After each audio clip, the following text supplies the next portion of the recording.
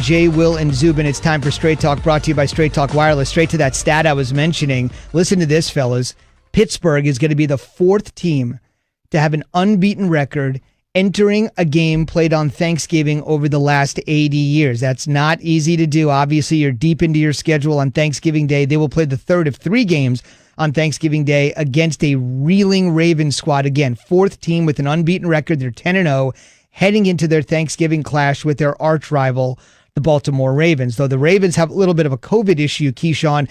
At the moment, it looks like Mark Ingram and J.K. Dobbins have tested positive. They won't be available on a short week when they take on Pittsburgh. Gus Edwards looks like he'll be in there starting.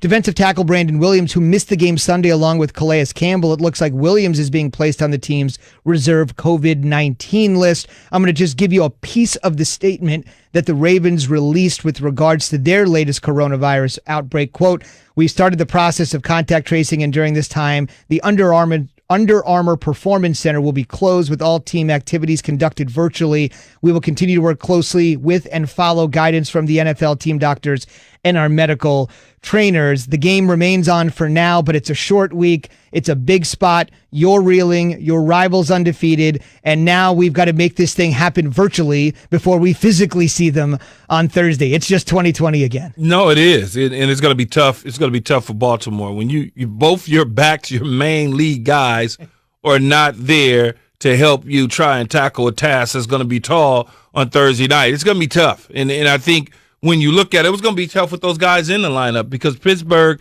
is a hell of a football team. They know how to win. They know how to play, and Mike Tomlin knows how to coach. Ben Roethlisberger's been back in the saddle. This is the reason that they are undefeated.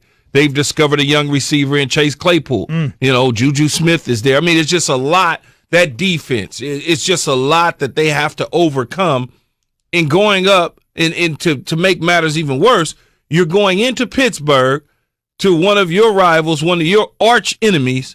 You just saw them a couple weeks ago, and you wind up losing that football game. So imagine what the Pittsburgh Steelers feel like. They don't want you to be the team that comes in to their house and derail their opportunity and their chances to have the number one overall seed in the AFC. No question about it. Jay, what do you think here? Because as you look at it, at this particular point, as crazy as it is to think about, and this is something Mike Tannenbaum, our front office insider, brought up on the program yesterday, and you still have to wrap your head around it. Right now, even though we've got an extra spot available in the AFC, the top 7 teams are going to make the playoffs this year as the playoff format has changed for the first time in 30 years. Right now, Jay, believe it or not, at 6-4, Lamar and the Ravens are actually on the outside looking in. Right now, they occupy the 8th spot. They lose Thursday, they'll be a 6-5 football team. What's on the line here for Baltimore?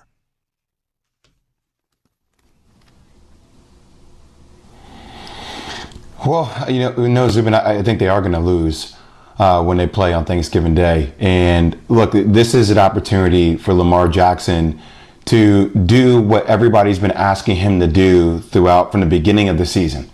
He has to throw the ball now. You have to. There's no other choice. And I know there's something that, we've been digging into with him. Can he hit people outside the numbers? Can he make marginal players better? And I know we get into the conversation about, well, who is he throwing the ball to? He has no targets to work with.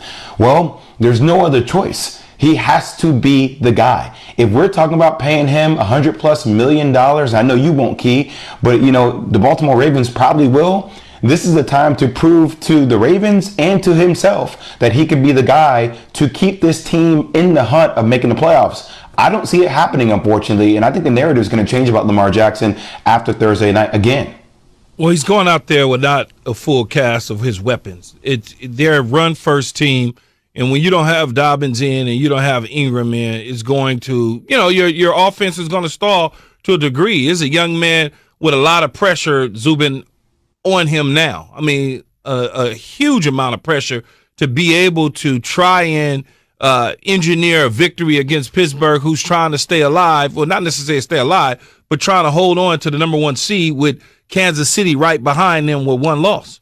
Now you look at the situation, too, with Baltimore, and you think to yourself, look, we're in a logjam. We're at 6-4. We're not playing well. We're paying Pittsburgh. All of it just sort of comes to a head because from what you guys have both said, you look at what could have been. And we always talk about windows in sports, and I understand Lamar is a young guy. Ben's near the end. Lamar's still closer to ascending. But it wasn't that long ago that this team was 14-2, had won 12 in a row, and was sailing. And they have just not paid off any of that to this point when it matters. You guys have always said it's about what you do in the postseason when it matters. To this point, to your point, Lamar's very young, hasn't won a playoff game. That doesn't bother Key. It's something that sort of bothers me a little bit. But they seem to have all of the momentum. He's been in the league 2.5 years, man. But he was the quarterback of a 14-2 team with home field advantage throughout the playoffs. But he's only been in the league 2.5 years. Only. I mean, like, winning a play is. We can go through a litany, a long list. I feel like I have more of the problem with him because it's all the excuses all the time, Key. Well, yeah, maybe excuses, but Zubin's talking about the playoffs. And when you think about it, he's took over for Joe Flacco. He took over in the middle of the season and led him to the playoffs. Last year it's just crazy. It was ridiculous.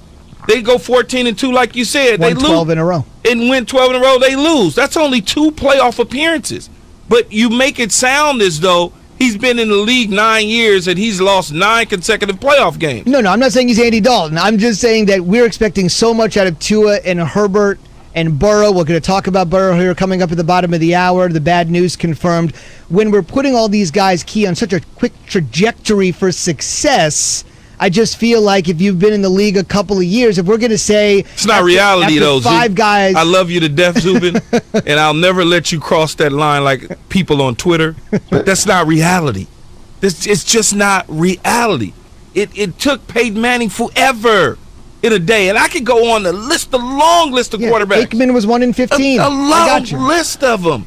But it's going to happen at some point. Because if it doesn't happen, then he's not going to be the quarterback of the Baltimore Ravens.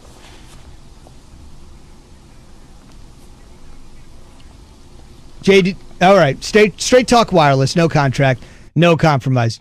All right. On the way, we haven't had a large sample size.